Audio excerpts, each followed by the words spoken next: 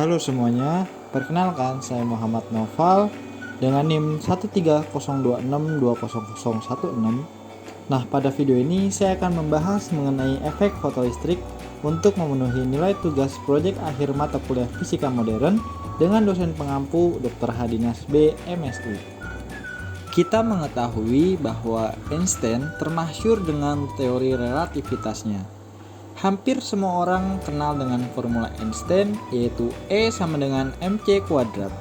Namun, sedikit saja yang mengetahui apa itu efek fotolistrik.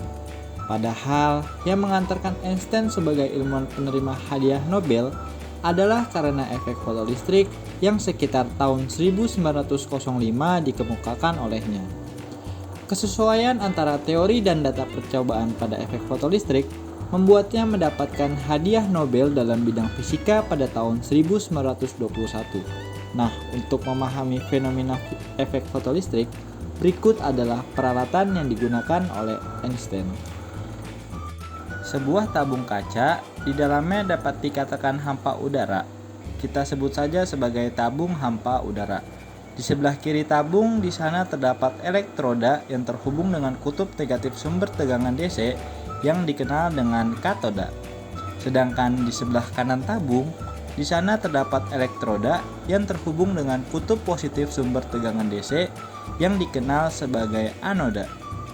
Di sisi atas, pada corong yang mengarah pada katoda, di sana terdapat sumber cahaya. Komponen lain yang cukup penting adalah sumber tegangan DC untuk memberikan beda potensial di antara kedua elektroda tersebut. Kemudian, amperemeter untuk mengukur arus listrik. Ketika sumber tegangan DC di-on-kan, layar amperemeter menunjukkan angka 0. Artinya, di sana tidak terdapat arus listrik yang mengalir melalui amperemeter. Sekarang sumber cahaya dinyalakan. Angka 0 pada layar amperemeter berubah menjadi angka tertentu. Ini artinya arus listrik telah mengalir pada rangkaian, meskipun nilainya sangat kecil. Bagaimana hal ini bisa terjadi? Berikut adalah konsep yang dapat menjelaskan fenomena ini. Pada permukaan logam, di sana terdapat beberapa atom yang tersusun secara rapat, yang di dalamnya tersebar elektron bebas secara acak. Cahaya yang mengandung energi tertentu pada suatu kesempatan akan menyentuh elektron ini, memberikan semua energinya pada elektron, sehingga menyebabkan elektron memiliki energi yang melebihi energinya saat ini. Elektron dapat terbebas dari awan elektron pada permukaan logam. Jika dikaitkan dengan rangkaian sebelumnya, ketika sumber tegangan DC di-on-kan, pada sisi katoda akan terkumpul muatan negatif atau elektron, sedangkan pada sisi anoda terbentuk muatan positif. Nah, karena beda tegangan antara kedua elektroda ini tidak terlalu besar, maka elektron pada katoda masih berada di sana dan tidak bisa melepaskan diri dari awan elektron, sehingga layar di amperemeter tetap menunjukkan angka 0.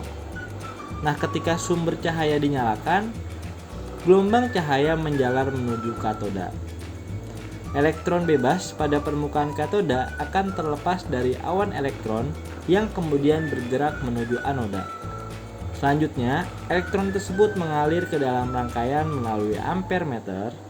Nah, hal inilah yang menyebabkan layar amperemeter menunjukkan angka tertentu sebagai nilai arus listrik. Sebagai kesimpulan, efek fotolistrik merupakan terjadinya pancaran elektron ketika cahaya menyentuh permukaan material. Elektron yang diemisikan dikenal sebagai elektron foto. Nah, efek fotolistrik ini mengakibatkan terciptanya pasangan elektron di dalam semikonduktor atau pancaran elektron bebas dan ion yang tertinggal di dalam metal. Yap, berakhir sudah penjelasan dari saya. Semoga video ini dapat memberikan gambaran awal mengenai efek fotolistrik. Sampai jumpa pada lain kesempatan. Bye-bye.